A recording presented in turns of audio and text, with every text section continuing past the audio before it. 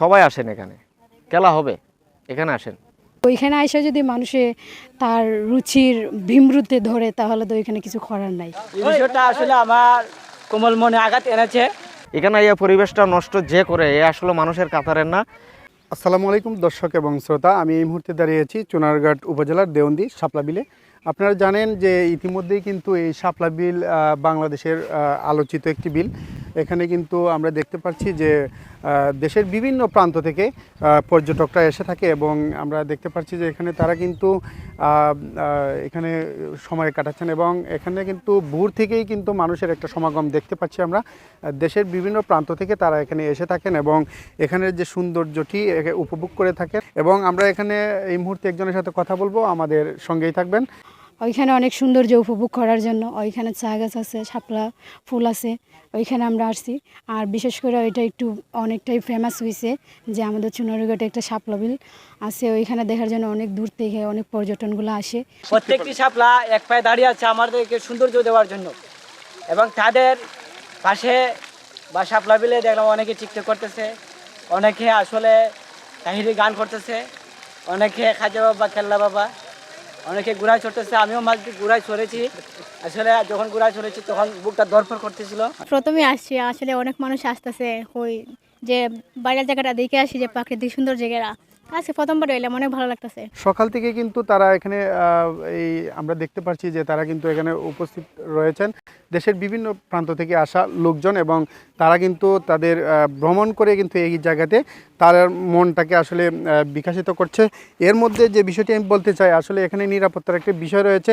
এই শাপলা বিলকে কেন্দ্র করে আমরা আরেকটি বিষয় দেখলাম যে এখানে যেহেতু এটি চা বাগানের পাশে, এই শাপলা বিলকে দেখাকে কেন্দ্র করে কিন্তু এই চা বাগানের ভিতরে গিয়ে অসামাজিক কার্যকলাপে অনেকে লিপ্ত হচ্ছে। এই বিষয়টি আসলে কেউ দেখছে না, এবং এটার জন্য আমি মনে করি যে এখানে নিরাপত্তা এবং একটা বিষয় রয়েছে।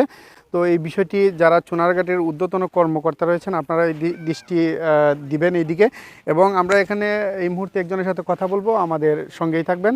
রাজবাড়ী জেলা থেকে আসছি আর কি। আচ্ছা, আসছি এই বিলটা দেখার জন্য, শাপলা বিলটা দেখার জন্য।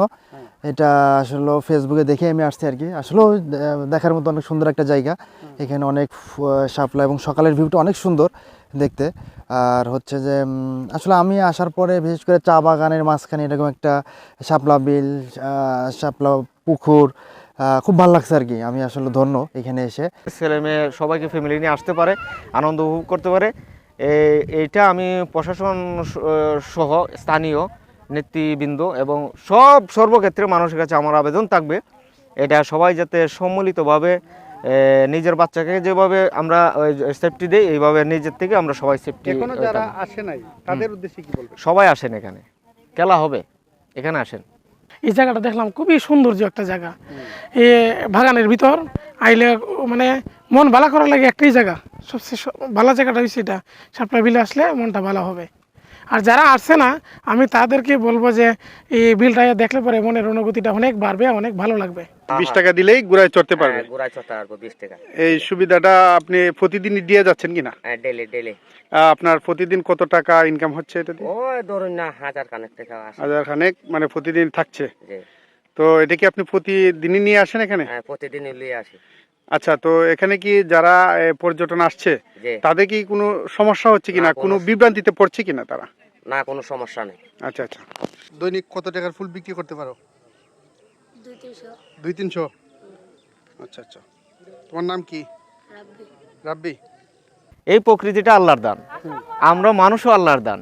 তো এই যতদিন এই দেখেন এই ফুলটা তার আয়ু যতদিন অতদিন এই আমাদেরকে সুবাস দিবে, ভালোবাসা দিবে, আনন্দ দিবে, পরে সে নিজে নিজে নিস্তেজ হয়ে যাবে।